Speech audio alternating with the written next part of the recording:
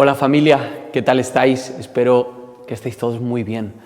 Me presento por si no nos conocemos. Me llamo Andrés y soy uno de los pastores aquí en la parroquia, y nuestro deseo es que este rato que vamos a pasar juntos y este espacio que hemos creado sirva para que puedas dar tu próximo paso en tu camino de fe. No sabemos en qué momento de la vida te encuentras, pero creo que juntos podemos ayudarnos a dar ese siguiente paso, así que me alegra mucho que estés aquí y que podamos pasar tiempo juntos. No sé si lo sabes, pero llevamos 5 semanas ya hablando sobre los hábitos, sobre las disciplinas espirituales, distintas disciplinas que pueden ayudarnos a seguir conociendo más a Dios, a seguir siendo transformados por Él y a poder vivir en esta época de incertidumbre que estamos afrontando en estos últimos meses. Y decimos vivir y no sobrevivir, que es lo que nos conformamos con hacer en estas épocas. Son épocas de supervivencia, pero creo que con estos hábitos podemos descubrir una vida mucho más profunda y mucho más deleitosa. Y hemos hablado de varios hábitos espirituales. El primero del que hablamos fue sobre meditar en las Escrituras, meditar en la palabra, y cómo esto nos podía ayudar a dar fruto incluso en medio del desierto. En la segunda sesión hablamos acerca de la oración y cómo la oración es tan importante como respirar. En la tercera sesión hablamos sobre la comunión y la comunidad, pero no únicamente de manera natural o como disfrute, sino como disciplina, y entendiendo que la verdadera comunión cristiana es aquella que tiene a Cristo en la cabeza de las relaciones. Y en la cuarta sesión, la sesión de la semana pasada, hablamos acerca del descanso y de lo importante que es descansar para descubrir cuál es el ritmo de Dios, y descansar para descubrir que ya no somos ni esclavos ni esclavas. Y hoy vamos a hablar de dinero. Prefiero decíroslo así para que no penséis que os quiero hacer una trampa o que quiero manipularos. Sé que es un tema delicado. Por un lado, porque muchos de los que estáis escuchando este vídeo o este podcast sois españoles o lleváis mucho tiempo viviendo en España, y sabéis que en España todo lo que tiene que ver con el dinero todavía tiene un toque de secretismo y de tabú. El silencio y el dinero están muy relacionados. Por eso en Navidades, cuando mi abuela me da dinero, me lo da a escondidas y me lo dice con voz flojita, y me dice, antes de dármelo, que me vaya con ella al pasillo, y me dice que no se lo da a nadie más. Yo no sé si esto es cierto, abuela, no sé si nos estás mintiendo. Yo ya he abierto el melón, tendré que hablar con mis hermanas y con mis primos. Pero alrededor del dinero todavía sigue existiendo cierto secretismo en nuestra cultura. Y también pasa con la Iglesia. Es decir, hablar de dinero siendo parte de la Iglesia no es fácil, porque enseguida pensamos que la persona que nos está hablando quiere sacar algo de nosotros, que nos quiere vender un milagro, que quiere comprarse un jet privado. Y algunos hemos llegado a la conclusión en algunos momentos de nuestra vida, a lo mejor te está pasando, de que la Iglesia no tiene por qué hablar de dinero, que la Iglesia se ocupe de las cosas espirituales, pero del dinero ya me ocupo yo. Y con razón, porque la Iglesia ha perdido la autoridad para hablar de dinero. Pero creo que tenemos el deber de recuperar la conversación acerca del dinero por varios motivos. Uno, porque ya lo hacemos, ya hablamos de dinero. Quizá no hablamos del nuestro, pero hablamos del de los demás. Hablamos con muchísima facilidad acerca del dinero que ganan los políticos o nuestros jefes, o lo mal que usa el dinero tal o cual persona. O cuando hablamos del dinero propio, lo hacemos cuando sabemos que no vamos a quedar mal. Si alguien tiene un salario mínimo, no le cuesta decirlo, porque sabe que no se va a poner en el blanco de las críticas, que no se va a exponer, que no está hablando desde la clase alta, sino que está hablando desde la clase humilde. Y cuando empezamos a ganar cierta cantidad de dinero o empezamos a hacer ciertos gastos en nuestra vida, ya empezamos a tener un poquito más de reparo acerca de compartirlo. Pero cuando se trata de hablar del dinero de los demás, no tenemos ningún problema. No solo hablamos con otros de dinero, hablamos con nosotros mismos de dinero. Muchas veces tenemos conversaciones con nosotros para tratar de justificar tal o cual movimiento económico o una compra o una inversión. Y algo por lo que creo que debemos recuperar también esta conversación es porque cuando hablamos de dinero no estamos hablando solamente de dinero. El dinero no son solo matemáticas. Hace mucho tiempo que el dinero dejó de ser monedas, papel y metal. Cuando hablamos de dinero, estamos hablando de justicia o de injusticia, de deseos, de identidad, de sueños, de frustraciones. Hablamos de libertad, hablamos de grandes historias de esperanza o de desesperanza, de recuerdos buenos o de recuerdos malos. O hablamos de envidia o de poder. Detrás del dinero se esconde mucho más que el dinero. Por eso cuando hablamos de Amancio Ortega, del dinero que da o del que no da, de los impuestos, de lo que compra, de lo que dona, sentimos algo dentro mucho más allá de lo que te pueden hacer sentir las matemáticas o los billetes y las monedas. Hablamos de justicia o de injusticia o hablamos de política. Cuando vemos a una persona pidiendo dinero en el Mercadona, sentimos una gran compasión por dentro y en otras ocasiones lo que sentimos es la tentación de justificar el no dar y pensamos en, bueno, forma parte de una mafia, a saber por qué está ahí, y tenemos ese tipo de reflexiones y pensamientos alrededor de esa persona. Por eso cuando vemos a Nairobi en La Casa de Papel, fabricando toda esa cantidad de dinero en palets y bañándose en dinero, pues se nos escapa la sonrisita tonta y pensamos, si me dejasen a mí un minutito estar en esa caja fuerte. O por eso cuando vemos que un amigo abre la cartera y de manera casual vemos que tiene un fajo de billetes y que son billetes de 50 o de 100, enseguida se nos disparan pensamientos y le hacemos una broma o damos por supuesto que esa persona debe invitarnos a comer si es que estamos con él en un restaurante. Porque cuando hablamos de dinero estamos hablando de mucho más que de dinero. Y si el dinero nos hace sentir, pensar y actuar de manera diferente, creo que la Iglesia sí tiene algo que decir al respecto. Jesús habló de dinero en muchísimas ocasiones. Habló de dinero a través de historias, de parábolas y también en algunas conversaciones directas con maestros de la ley. Habló sobre los impuestos, sobre los pobres, sobre la generosidad. Y cuando Jesús sacaba el tema del dinero, parece que era muy consciente acerca del peligro y de la bendición que el dinero puede suponer para cada uno de nosotros. Y aunque resultase incómodo, aunque la gente se pudiese sentir intimidada a la hora de hablar de la economía, aunque la gente se pusiese a la defensiva o sacasen excusas, Jesús sacaba el tema del dinero una y otra vez. Y si Jesús habló de dinero, creo que nosotros, como seguidores de Jesús, tenemos la confianza para volver a sacar a la palestra este tema, volver a abordar esta conversación y no solamente con confianza, sino con libertad e incluso con autoridad. Os leo estas palabras. Está en Hechos, capítulo 20, versículo 35. Y este es Pablo hablando.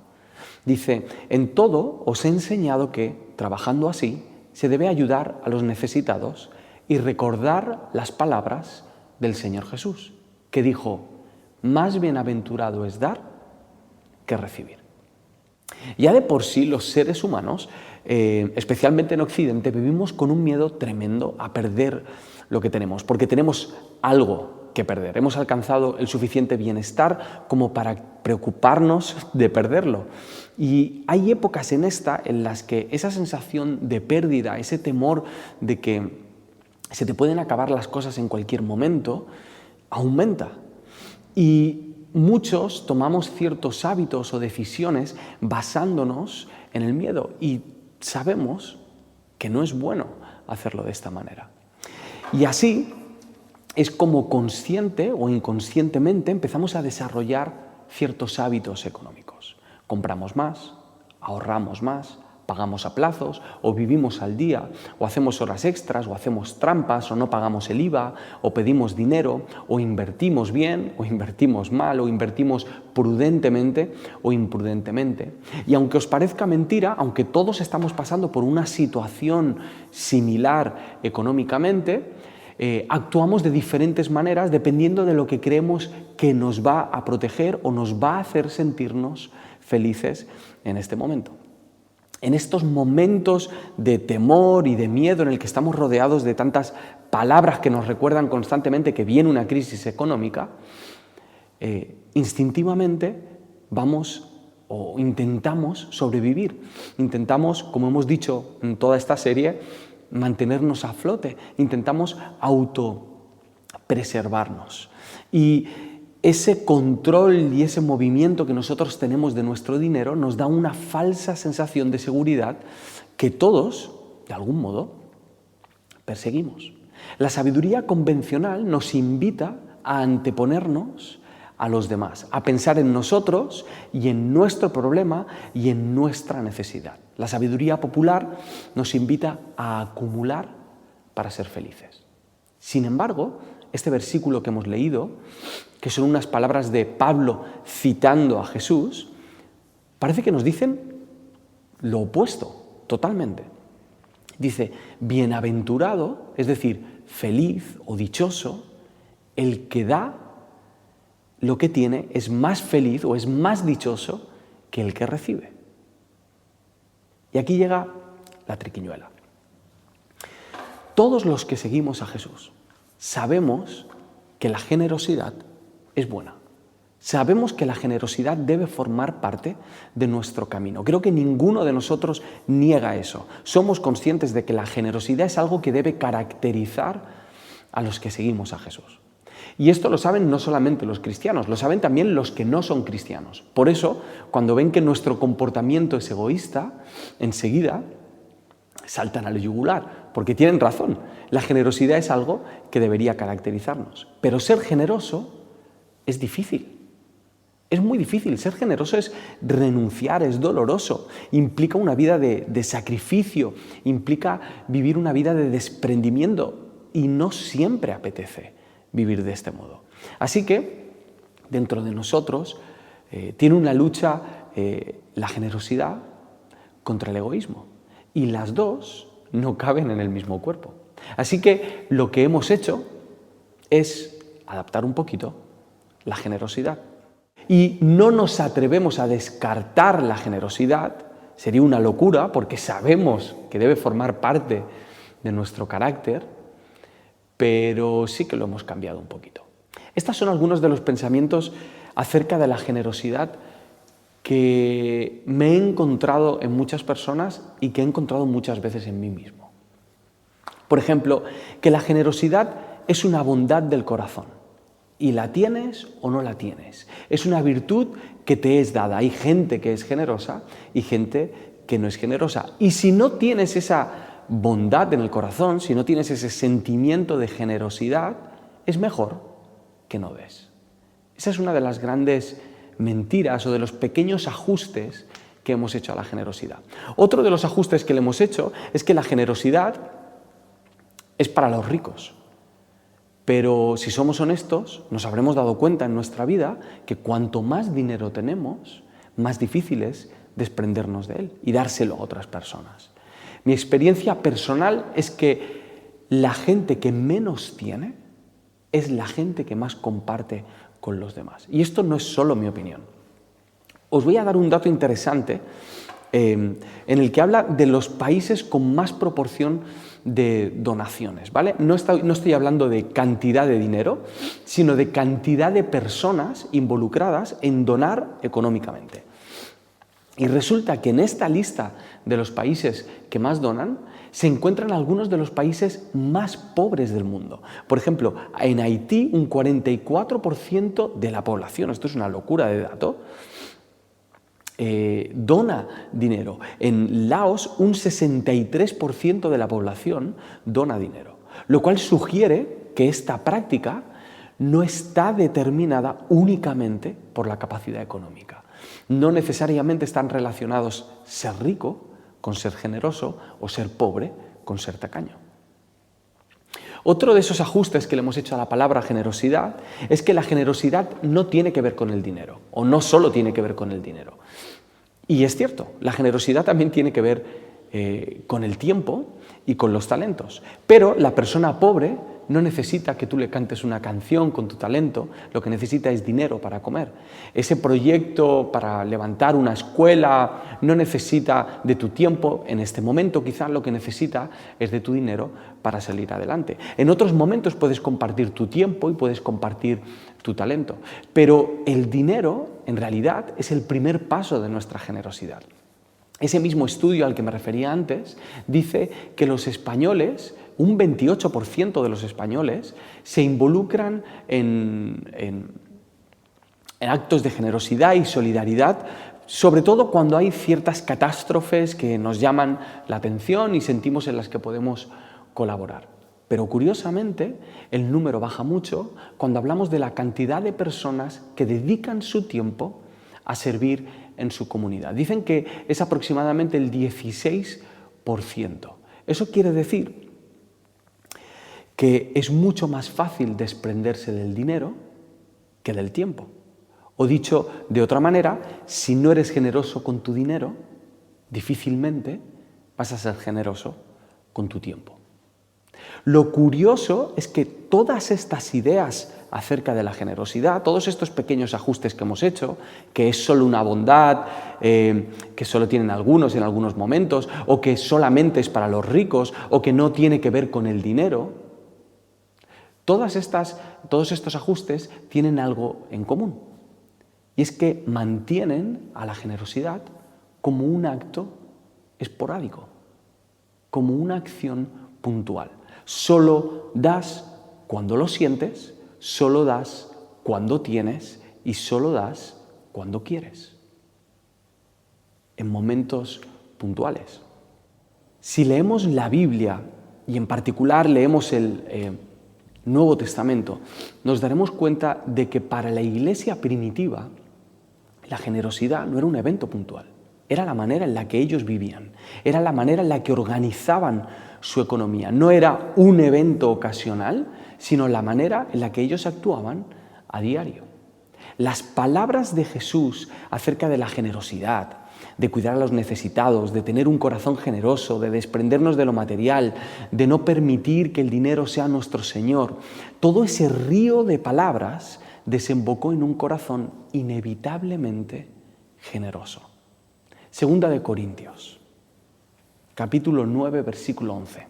Dice esto: siendo enriquecidos en todo para toda generosidad. Os lo leo en otra versión.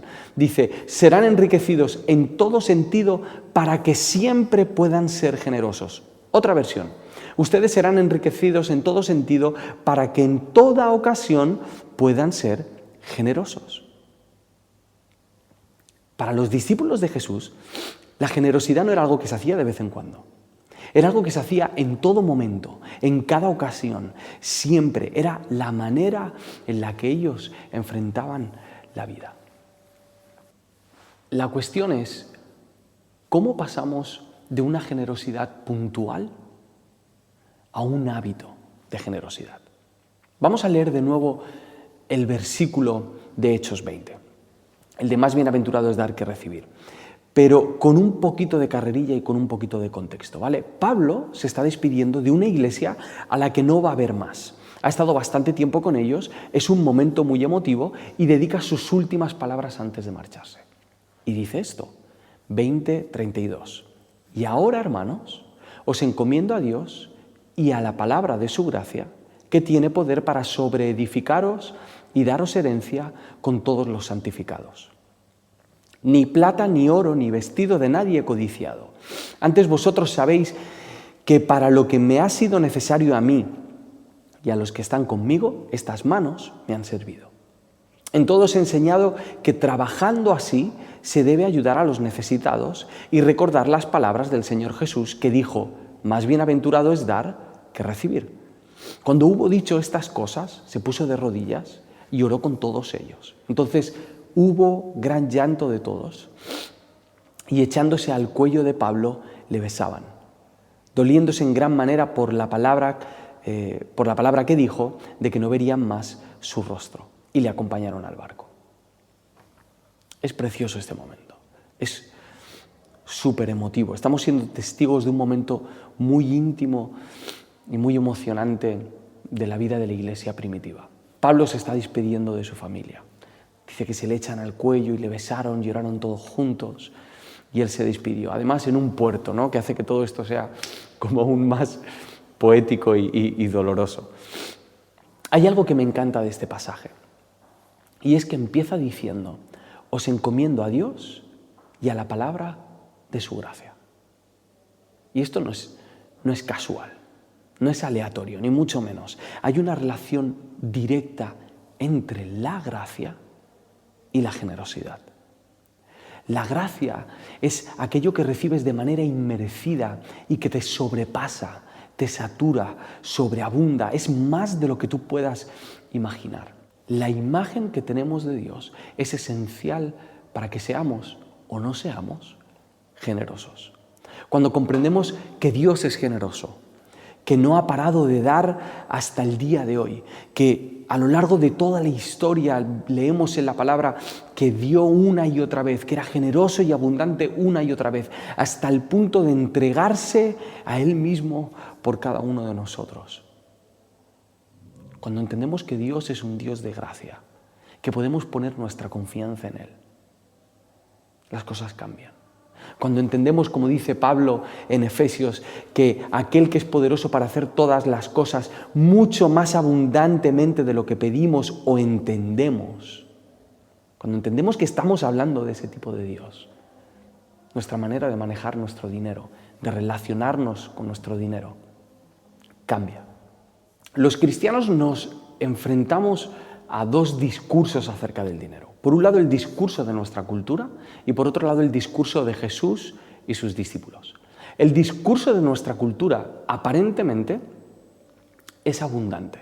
Aparentemente está lleno de ostentación y de sueños cumplidos y de logros y de posesiones. Pero si nos fijamos en el comportamiento que es fruto de ese pensamiento, nos daremos cuenta de que no es tan abundante. Todo lo contrario, porque ese pensamiento tiene como fruto acumular, guardar, tener, comprar de manera compulsiva, comprar como si no hubiese suficiente para todos. Y detrás de eso no hay abundancia, detrás de ese comportamiento lo que hay es escasez. Y cuando te enfocas en cuidarte solo a ti, en obtener cosas, en acumularlas, corres el peligro de convertirte en un estanque, en un sitio en el que aparentemente hay agua, pero tarde o temprano se acabará secando. Pero el discurso de Jesús es todo lo contrario. En sus palabras de gracia, lo que descubrimos es que no somos estanques, somos ríos. Somos ríos por el cual pasa el agua y el río no trata de retener el agua, sino que simplemente es un canal para que esa bendición pueda llegar a otras personas. Cuando descubrimos la gracia, aprendemos que ya tenemos suficiente, que no es necesario seguir acumulando porque ya tenemos lo que debemos tener y de sobra. El otro día escuchaba una historia acerca de dos escritores reconocidos que estaban paseando juntos por la calle. Y de repente pasó alguien con un cochazo. Y uno le dijo al otro, tío, qué cochazo. Ese coche vale más de lo que tú y yo ganamos en un año entero. Y ellos eran bastante pudientes. ¿No te da rabia que este hombre tenga este coche? Y el otro le respondió, no. Dice, no, de verdad, ¿no te da rabia que este tío lo tenga todo? Dice, no, porque esa persona nunca tendrá algo que yo sí tengo. ¿El qué? Le dijo el otro. Y le respondió, suficiente. Qué difícil es decir, tengo suficiente, no me hace falta más. Pero eso es algo que encontramos en la gracia de Jesús, que ya tenemos suficiente y de sobra con lo que Él ha hecho por nosotros y con las riquezas que ha depositado en nuestra vida. La manera de pasar de tener una generosidad puntual a una generosidad habitual es empezando por recibir la gracia de Dios, empezando por entender que hemos sido llenos de su gracia, que nos ha empapado por completo y que la respuesta a la gracia de Dios no es acumular. La respuesta a la gracia de Dios no es intentar saldar la cuenta. La respuesta a la gracia de Dios es compartir con otros ese mismo regalo. Los hábitos espirituales, la meditación de la palabra, la oración, el ayuno, la comunión, el descanso, tienen el potencial de transformarnos interiormente y también de ayudarnos a descubrir el amor y el poder de Dios. Pero el hábito de la generosidad, la disciplina espiritual de dar a otros como rutina, no solamente nos sirve a nosotros de manera personal, sino que ayuda a la persona que recibe esa generosidad a ser transformada y a descubrir el amor y el poder de Dios. Os quiero dejar con una pregunta. ¿Cómo puedes ordenar tu economía para darle prioridad a la generosidad? Para darle la importancia que tenía para Pablo y para Jesús. ¿Cómo puedes ordenar tu economía, además de manera rutinaria? Para que cada vez que tú recibes algo, puedas mantener en tus objetivos y en tus prioridades el bendecir a otras personas. ¿Dónde puedes poner tu dinero de manera mensual para ayudar a las personas que más lo necesitan? Espero que estas 5 semanas hayan sido de bendición y que no caigan en saco roto, que podamos seguir descubriendo la meditación de la palabra, la oración, la comunión, el descanso y la generosidad, y que lo hagamos juntos, porque creo que si lo hacemos juntos, el impacto va a ser muchísimo mayor. Al menos así lo vemos en la Iglesia de los Hechos. Cuando leemos Hechos 2 y nos damos cuenta de que ellos lo compartían todo, de que oraban juntos, que meditaban en la palabra, que oraban los unos por los otros, cuando nos damos cuenta de que ellos participaban de estas disciplinas y que el fruto de eso fue un avivamiento, me hace pensar que si nosotros nos dejamos llevar por el Espíritu Santo, de ese mismo modo nos usará a nosotros. A lo mejor no, a lo mejor me estoy aventurando, pero creo que la palabra nos da unas pistas acerca de lo que puede pasar cuando dejamos que Dios nos transforme y creamos el espacio para recibir de su amor y de su poder. Que el Señor os bendiga.